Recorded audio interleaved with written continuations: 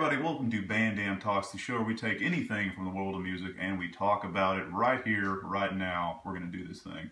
So, first of all, we're going to be talking about something new that came up not too long ago, but it's this emerging music streaming program called Tidal, and it was recently acquired by Jay-Z. I don't know a whole lot about it, so I'm going to take it over to my man Dustin over here. Oh yeah, by the way, I'm Matt. And I'm Dustin. Ha, there we go. Yeah, resident bass player from Bandam, resident singer / terrible person from Bandam. So yeah, I'm just gonna let Dustin talk about it for a little bit, and we'll go from there. So Tidal is a new music streaming program that is going to be out on the market soon. It was recently acquired by Jay-Z for I believe $56 million, and it is going to. It's going to have higher audio quality. It will put out music in lossless format, which is pretty much the best thing that you can have next to analog systems, depending on how you perceive music.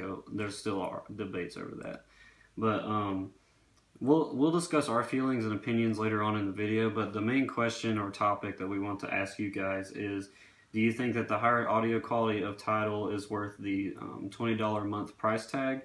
And do you think that it will support the artists you care about? Because ultimately, that's the campaign that Tidal is running and supporting. And, you know, they're saying they want to support the artists and that this is the first music program out there that's meant to support the artists. But, you know, if they're not the artists that you care about, is it worth it to you? And so I think personally that I think it's a little fishy that the people that are supporting the Tidal program and that are in the commercials are these big name artists like Jay-Z, Nicki Minaj, Daft Punk, Kanye West, Coldplay, and artists such as that. These guys are making so much money they really don't even need more money, to be honest. They get paid more than almost any artist today. And I think it's odd that they're starting this and saying it's for the artists, but I don't see any artists that are, you know, sort of well known but not making quite as much money in their campaign. And I understand that from a marketing standpoint, they want to have people that a lot of people recognize, but you know, you don't see smaller bands that maybe have like 1 million or 2 million views or something like that on YouTube that kind of are making an impact on people, but not to the degree that these guys are. Because I think, you know, these guys are all sort of powerhouses in their industry, and so for that reason, I feel like it's just fishy to me that they're in charge of it. But the higher audio quality is a big difference, and you're saying, you know, for live sound purposes, higher audio quality might be a necessity. Would you care to elaborate on that?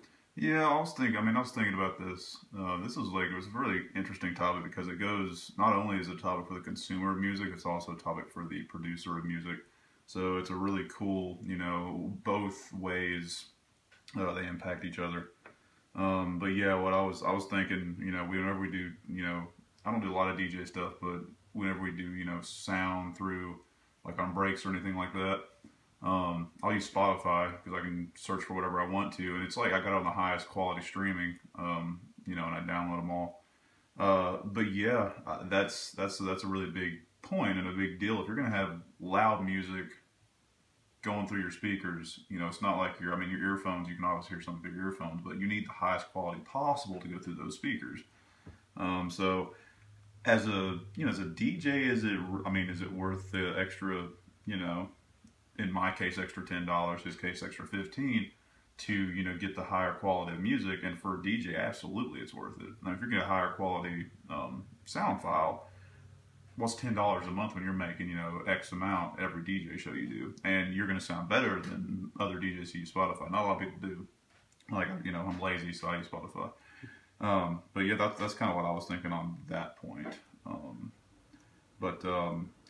I was trying to think, going back to your point on whether it's okay, like whether we think it's fine for the artist who's trying, the up and coming artist, their promise, you know, it's supporting the artist, it's supporting him so much, it's supporting your circle of artists, maybe the ones you know that already have 1,000, you know, CDs sold. I mean, it's always fishy when it comes to like anything where the advertising and the music advertising and marketing is it's supporting the artist. It's always supporting the artist. Like we're going to try to get you out there and market you better. The music industry, unfortunately, and they thrive on this, and they've always thrived on this, and it's the truth. It sucks, but they are taking advantage of everybody's wanting to make it, and everybody does, and a lot of the music industry is built on that. That's why price whatever. Go to Guitar Center, they're everywhere. They're just like, no, we're going to try to help you out. These guitars, this, that. You got to buy this. It's expensive to get into music. It's really expensive. So this is just another subset, or sounds like another subset of that. And I'm not saying it is, because I don't know a lot about this yet.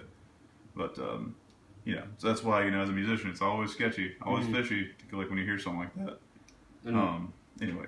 And I totally agree. I think I learned in one of my marketing classes that that sort of concept where you make someone feel as though you're there to help them and you're there to kind of be their friend in that instance is like a parasocial relationship that you're trying to develop.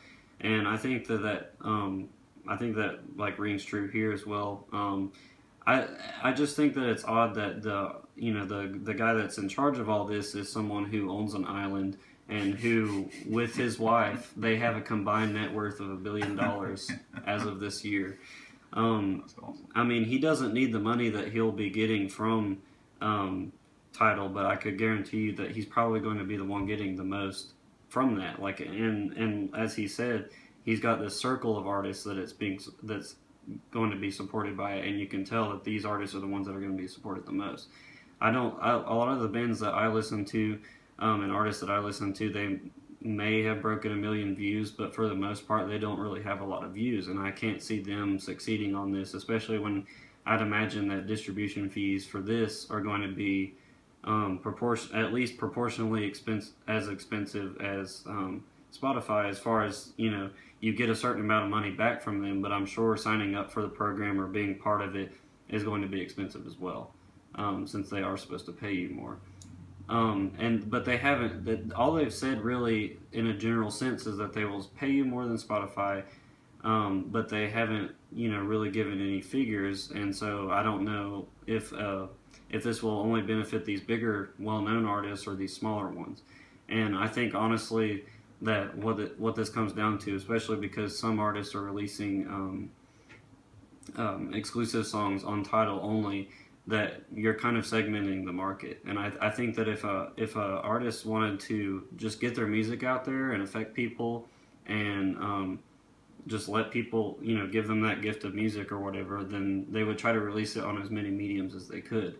But now you have these artists that are intentionally putting their music just on Tidal to kind of just steal from the other programs that are in place.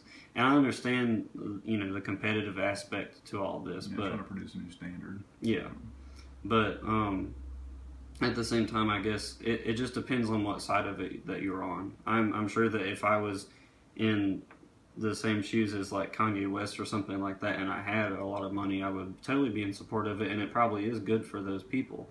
But I just can't imagine that it would be bigger, or that it would be the best thing for someone that is not making nearly that much money when it comes to music.